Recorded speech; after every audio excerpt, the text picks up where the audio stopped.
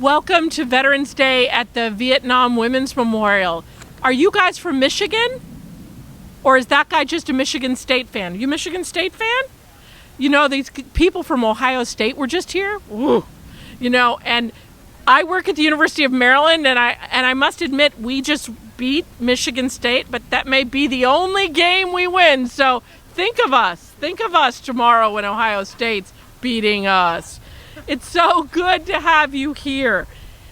Every Veterans and Memorial Day, we have an opportunity to share stories and allow these figures that are in bronze to come to life.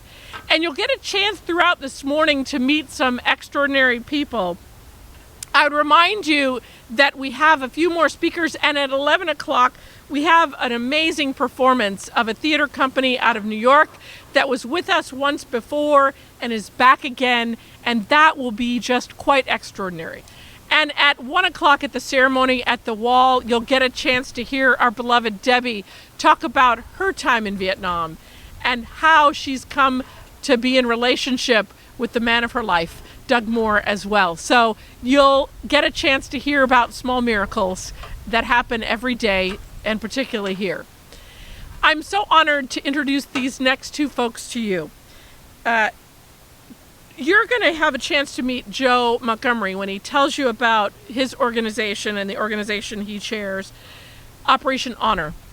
I know that he's a guy from the Ohio State University. We won't hold that against him. Samuel Deeds is another guy, this guy from the great state of Michigan. So that's why I was hoping you guys were from Michigan. And what Samuel Deeds is retired U.S. Marine Corps. He is also very involved in Operation Honor. He is a Purple Heart recipient and a Marine Corps medal as well, and a person who really believes in a call to service of this young generation of warriors. And it is my honor to introduce these two great folks from Operation Honor.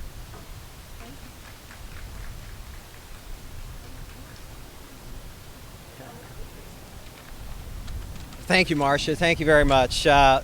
Good morning. I cannot tell you what an honor it is to be here this morning. Sam and myself here in Washington, D.C. on Veterans Day. It means so much to the both of us. I want to thank Diane Evans for helping mentor us to talk about what we want to speak about today. And I want to thank Stacy Madalena for the invite. She has, as you'll find out, been instrumental in the launch of our new mission as Operation Honor. So we are a small nonprofit based in northern Kentucky. Our mission for the last 8 years has basically been to enhance the lives of veterans and their families. It's pretty simple. About 8 years ago, I decided I wanted to honor my father and my 8 uncles, all who served, by just giving back to veterans in some form or fashion. My father's oldest brother, Jim, was in the infantry in the Army in World War II. My father's youngest brother, Bobby, was a Marine like my father, and he was in the 1-9, commonly referred to as the Walking Dead in Vietnam. So growing up, my two favorite Marines, my father and my Uncle Bobby, I was exposed to a lot of what it meant to serve our country, and even more so, not to my knowledge at that time, what being engaged in the Vietnam conflict did to a person. Male, female, didn't matter. My Uncle Bobby struggled at times dealing with situations, and as a young child you're not quite sure what those situations were, but as I grew older I came to realize the effects of Vietnam that had on my Uncle Bobby. So we're very, very honored to be here today. Just a brief history about Operation Honor. It started about 8 years ago as a hobby. We decided we wanted to hire disabled veterans to build products and simply give back to our troops and to our veterans organizations. If you're all familiar with the game cornhole, it's founded in the state of Ohio. A lot of people call it bags. We simply had veterans building cornhole boards and bags, hand making them, and then shipping them all over the world to our troops. And Sam will talk a little bit about that. Well, what we discovered is that regardless of the veteran, regardless of the era, given the opportunity to simply contribute, to hand make something, to be involved with other veterans, making something and then donating it back to our troops or to our veterans communities meant so very much to them. So fast forward about 6 years, and a group of us were in a small cemetery in Kentucky. We were paying tribute to an indigent veteran who was ironically a Vietnam veteran, and I didn't even know the gentleman's name. They called him Sarge.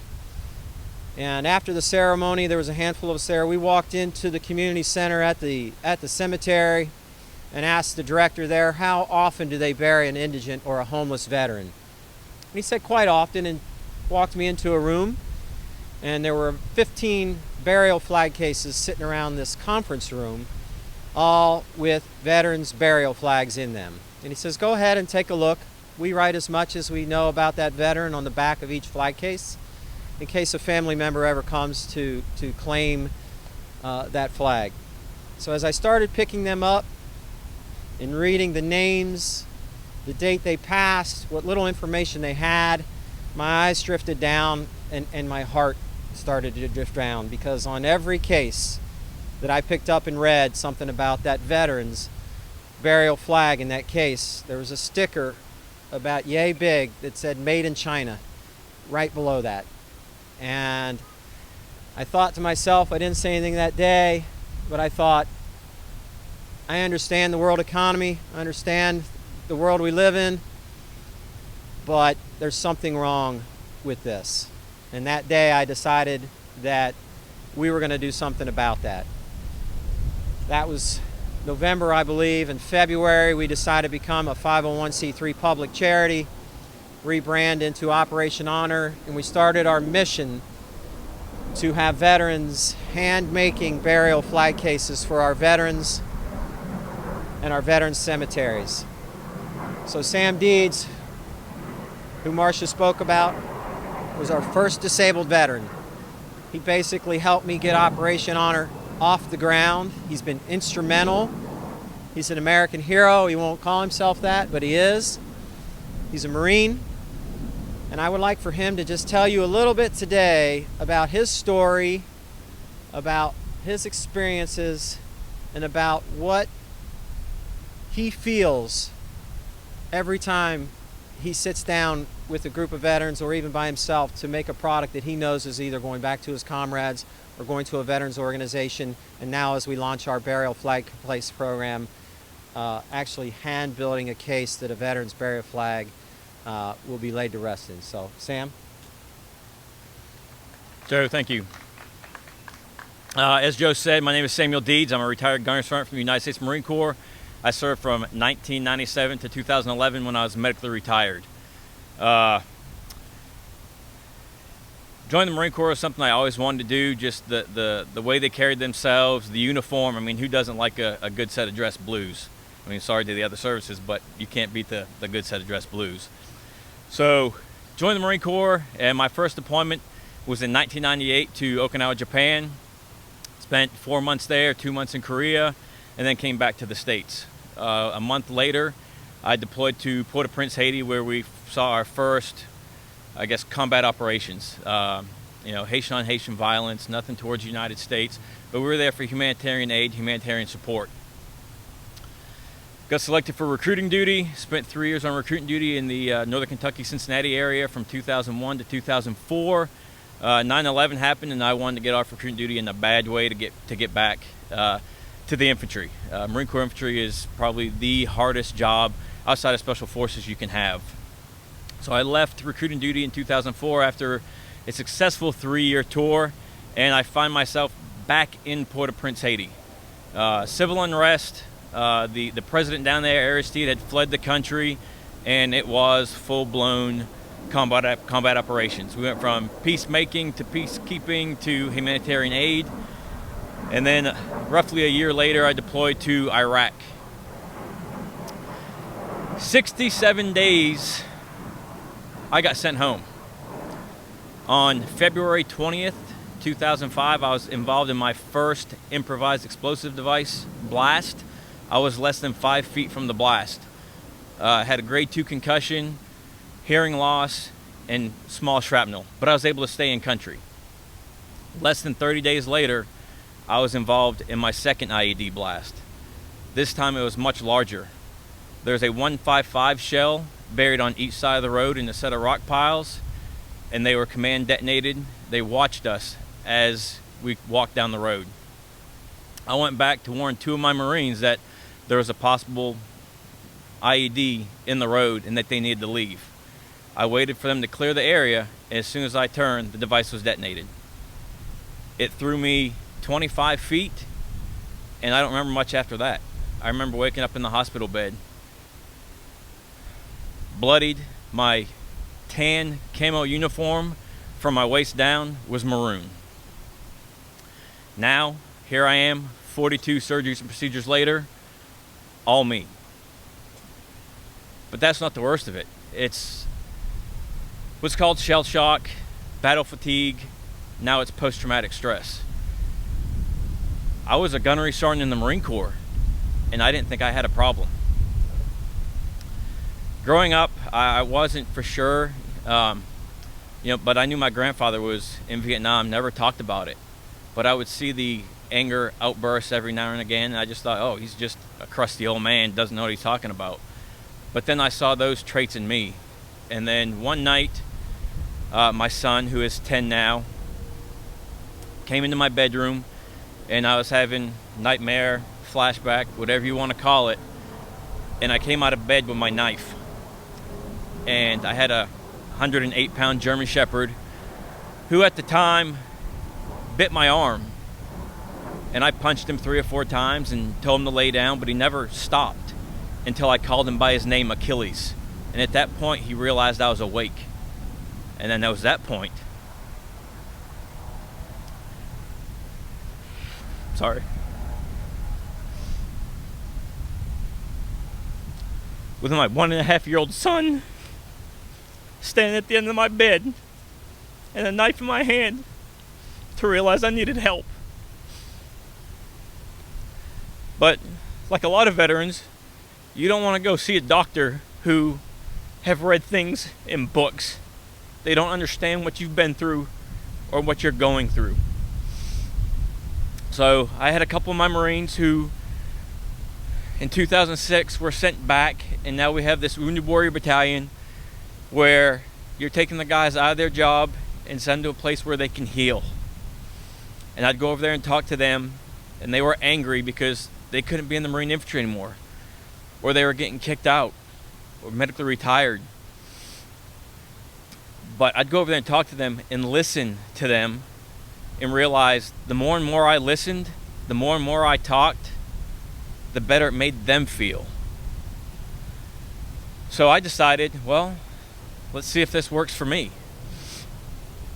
A lot of people say, what's your story? I don't have stories. I have life events that I have lived, that I continue to live. And I've talked, and I talk, and I talk, and I talk. And my wife says, okay, you got to cut it off. We got to go. They want to eat their dinner. Stop. But you get a bunch of service members together, whether it's around a campfire, around a dinner, or just walking a memorial, you share a certain bond. Whether it's World War II vets, Korea, Vietnam, the Beirut guys, Iraq, Afghanistan, Desert Storm. Less than 3% of Americans have served this great country. And that's the bond that we all hold together. So, get medically retired in 2011, and I start sitting at home and playing the PlayStation, wait for my kids to get off the bus, and no direction, felt hopeless, felt worthless. And I did that for about 2 years. And my wife nominated me for a program through Crown Royal. It's called the Crown Royal Your Hero's Name Here program. And what that does is it honors one person and gives them the naming rights to the Brickyard 400 on Indianapolis Motor Speedway. Through a lot of campaigning, taking to social media, Facebook, Twitter, and even getting to put some art with some chalk on the back of the car, hey, vote Samuel Deeds, Your Hero's Name Here program. So I became one of the 5 finalists. And then eventually I got the thing from Crown Royal saying, hey, we're having a party for you. We're doing this for all the finalists, but don't talk about it on social media. So they sent me a bunch of invite cards. And leaving the subdivision one day, I saw a truck and it said tailgating for troops on it. I said, well, I'm going to go invite this guy to the party. I mean, he wants to help the troops. Why not? And come to find out, it was the unveiling and the announcement that I had received the naming rights to the Brickyard. And so that day I met Joe Montgomery, and he told me what he was doing with wanting to build cornhole boards to get to our service members overseas. I was like, yeah, sure, I'll help out. Well, it started. All the product came in, and he's like, do you have any other veteran friends? I'm like, yeah, but they all work. So Sam Deeds, built 250 sets of cornhole boards, many of which are in Okinawa, Japan, Korea, on ships that are based out of Norfolk, right up the street. And I'm like, man, why didn't I think of this when I was in? You know, you go out on mission, you come back, you debrief the mission, you plan for the next mission, and the cycle continues and goes and goes and goes. But sending those cornhole boards, putting my signature with a personal message to that unit it was going to, or the ship's logo or slogan, just giving them a little bit of creature comforts of home to get their mind off the mission for that brief second while they play a game to 21, or they razz their buddy because he can't even hit the board. Those little things like that made it worth sitting in a hot warehouse with no AC, no ventilation, sweat dripping all over the boards, all over me, knowing I was giving those men and women a little taste of home. Joe attended the funeral that he spoke of, and he said, Sam, he goes, this is what I want to do.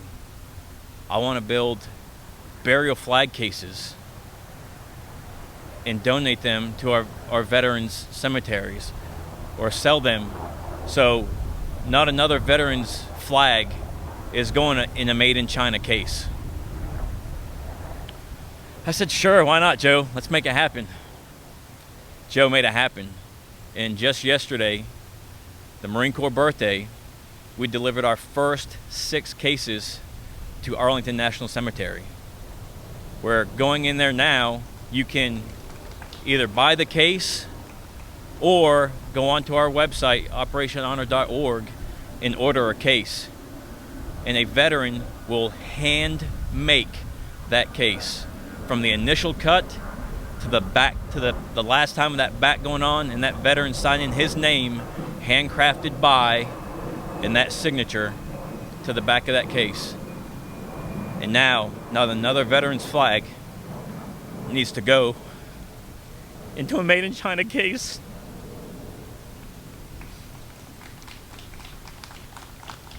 In closing, I want to say happy Veterans Day. And to the Vietnam veterans, thank you for your sacrifice, allowing me to become a Marine, and welcome home.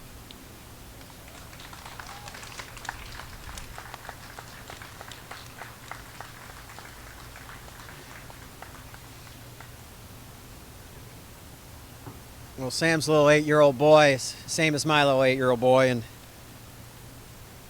if that doesn't touch your heart, I don't know what does. So, Operation Honor, our mission was to enhance the lives of veterans one mind at a time.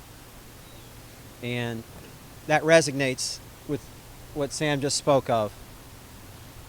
You would never know, Mr. Deeds standing here went through 43 surgeries. You would never know how his insides were melted and how he barely grasped for life and made it back. You just wouldn't know it. But we do know that the mind is a powerful thing, and I think we found a vehicle by which we're going to be able to affect thousands of veterans, both on the front side as they create product to donate back to our veterans cemeteries, and when the family of a loved one receives that product. Marcia spoke about little miracles earlier, and I am a firm believer in little miracles. Sam Deeds turning his car around and introducing himself to me. Being at that funeral of that indigent veteran on that fateful day and walking into that clubhouse and asking a few questions. So today, as we celebrate all veterans, I'd like for everybody to stop and think about the stories that these veterans experience and how it affects their mind. And I want to thank everybody for coming here, participating in this wonderful event. We are honored, we are blessed to be here. As Sam said, if you want to learn a little bit more about our organization, you can visit operationhonor.org. And God bless all veterans. Thank you.